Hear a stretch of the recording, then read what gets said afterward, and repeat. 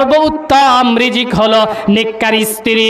কারণ ঘরে যদি নেককার স্ত্রী না থাকে ওই ঘরটা একটা জ্বালাময় ঘর হয়ে যায়। সারাদিন পুরুষরা বাহিরে কাজ করে ঘরে যদি এসে শান্তি না পায় তাহলে এর থেকে কষ্ট একটা পুরুষের জীবনে আর কিছু হতে পারে না। আল্লাহ রাব্বুল আলামিন বলেছেন এজন্য নেককার স্ত্রী দরকার। কিন্তু আমার সমাজের নেককার স্ত্রী কেমন?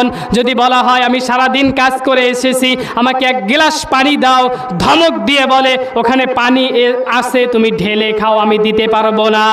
এজন্য মা বোনদেরকে বলতে চাই, আমার আম্মা জানদেরকে বলতে চাই, আপনাদেরকে আল্লাহর রাসূল সাল্লাল্লাহু আলাইহি ওয়াসাল্লাম একটা সুসংবাদ দিয়েছেন। সেই সুসংবাদটা হলো আপনি যদি পৃথিবীর জমিনে 4টি কাজ করে যেতে পারেন আল্লাহ রাব্বুল আলামিন আপনার জন্য, আল্লাহ রাব্বুল আলামিন কিয়ামতের দিন আপনার জন্য জান্নাতের 8টি দরজা খুলে দিবে।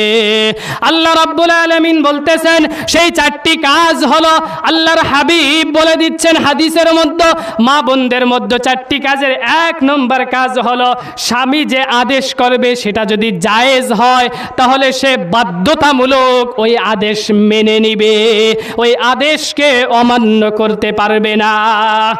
2 নম্বর আদেশ হলো আল্লাহর রাসূল বলেছেন যারা কারণে অকারণে স্বামীর প্রতি রাগ হয়, কোনো কারণ ছাড়াই রাগ হয়ে যায়, কথা বন্ধ করে দেয়, এটা করা যাবে না। যে কোনো কিছু যদি হয় তাহলে পরামর্শের মাধ্যমে স্ত্রী স্বামী এটা সমাধান করবে, কিন্তু রাগ হয়ে তার সঙ্গে কথা বলা বন্ধ করে দেওয়া যাবে না। আল্লাহর রাসূল বলেছেন 3 নম্বর হলো স্বামী যেই জিনিসটা পছন্দ করে না, স্বামী যাদেরকে পছন্দ করে না তাদেরকে নিজের কাছে ডেকে আনা যাবে না, নিজের ঘরের মধ্যে প্রবেশ করানো যাবে না। আল্লাহর রাসূল বলেছেন যদি এই গুণে কেউ গুণান্বিত হতে পারে আল্লাহ রাব্বুল আলামিন তার জন্য 8টি দরজা জান্নাতের খুলে দিবে।